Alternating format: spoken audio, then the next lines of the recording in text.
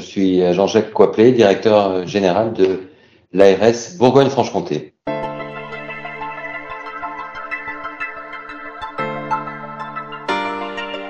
Vous le savez, selon l'OMS, une seule santé, c'est la principale démarche pour relever les défis auxquels nous sommes confrontés. Ils sont nombreux, les atteintes à la biodiversité, l'émergence de pathologies infectieuses, la dégradation de l'environnement. Eh bien, nous avons fait une priorité dans notre projet régional de santé parce que, vous le savez, une seule santé, ça vise à équilibrer et à optimiser la santé humaine, la santé animale et la santé de l'écosystème. En quelque sorte, notre PRS se met au vert. Nous avons fait un livret spécifique, notre livret prévention, dans lequel on rappelle à la fois les enjeux et les actions menées. Et puis rappelons qu'en Bourgogne-Franche-Comté, on a une tradition de cette démarche de santé publique intégrée. Tout le monde connaît les universités d'été à Besançon, consacrées à la santé publique.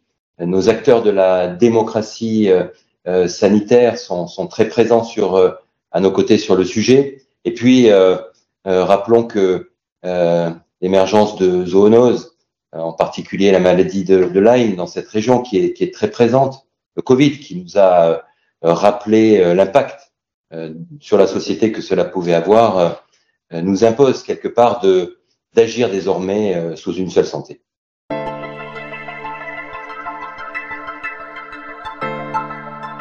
Il y en a deux principalement qui sont repris dans notre schéma régional de santé. Et puis nous avons la chance d'avoir constitué une équipe à mes côtés, composée de Bruno Maestri et le docteur Marie Barba-Vasseur, et d'une vingtaine de collègues ici à l'ARS qui vont nous aider à porter ce projet. Il y a deux objectifs principaux. C'est d'abord favoriser l'acculturation à une seule santé, parce qu'on voit bien que former, sensibiliser tous les décideurs, tous les acteurs, tous les usagers est absolument essentiel. Tout à l'heure, on pourra vous dire des exemples concrets que nous avons mis en place. Et puis, le deuxième objectif important, eh bien, c'est favoriser la connaissance de la faune, de la flore et des milieux et mieux prévenir les effets indésirables sur la santé.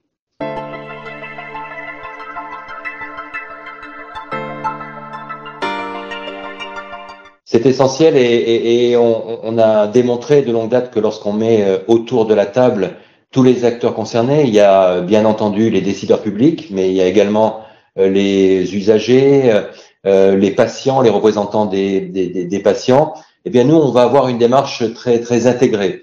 Ça veut dire que dans tous les groupes de travail, dans tous les comités de pilotage, on va y insérer cette dimension d'une seule santé. C'est vrai dans les groupes de travail du projet régional santé-environnement, le 4e de sa génération, où on va aborder ce sujet. C'était vrai, par exemple, hier, où j'étais présent pour participer à un comité stratégique sur la politique du médicament. On lance un appel à projet pour voir comment les acteurs du médicament peuvent contribuer à atteindre, vous le savez, l'objectif de réduire chaque année jusqu'en 2050 de 5% les émissions de gaz à effet de serre.